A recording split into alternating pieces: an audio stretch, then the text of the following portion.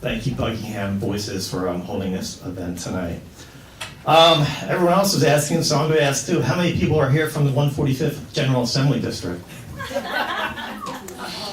Darn. Well, you know, if I flub my lines, if I mess up, I won't hear about it. So that's a good thing. You know, before I begin, I want to talk about the Penridge 225.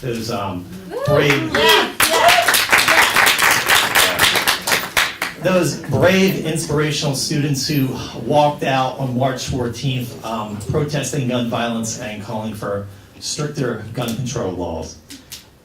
These kids, these students, were exercising their First Amendment rights, and of course the right-wing Republican school board in Penridge didn't really appreciate that so much. So they suffered the consequences, and they were given detention. And a portion of them started serving detention 2 weeks ago.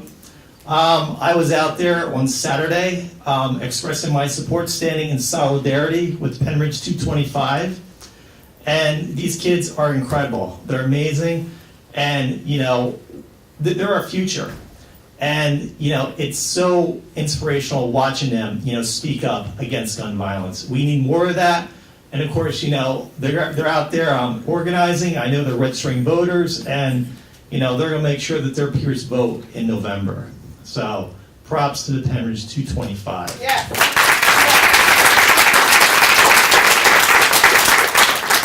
So, my main issue has always been health care. And there's a story behind that. And I'm going to share that story with you right now. In 2015, for the first time in 9 years since I left my job as a journalist in Washington, D.C., I had access to quality, affordable health insurance. And the reason being is because Governor Tom Wolf did the right thing. He accepted expanded Medicaid funding under the Affordable Care Act.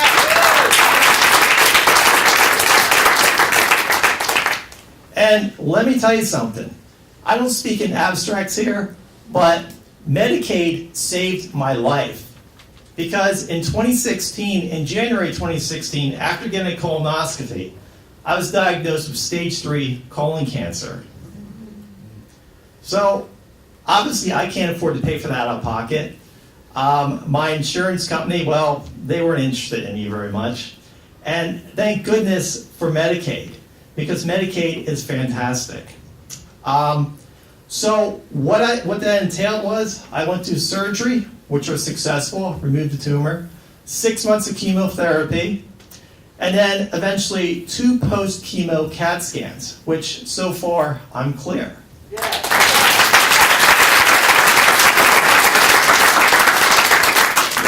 Thank you, but you know, all the credit really goes to my doctors and nurses at Grandview Hospital for that. Yeah. So I'm still not out of the woods yet, because I still got to see my oncology doctors for the next 3 years.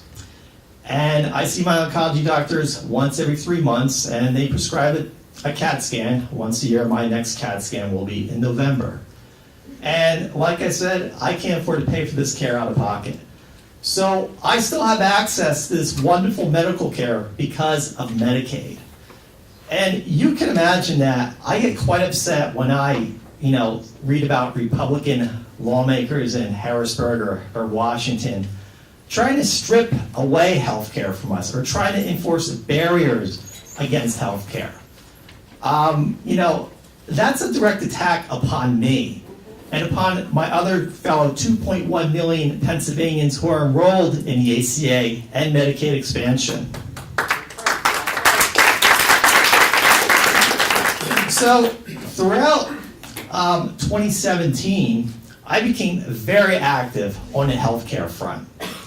I was sharing my story with tens of thousands of people at rallies, spoke to various media outlets, and I just got the signal. I got 30 seconds here, so I got to finish this up really fast. You know, so I became an activist in 2017. In 2018, I am now a candidate for the General Assembly. Yeah. And I will go to Harrisburg to fight against the Republicans who want to strip away our health care and want to place barriers against health care, because that is morally wrong. Everyone, thank you so much for coming out tonight. Once again, my name is Brian Kline. I'm a Democrat running in the 145th General Assembly.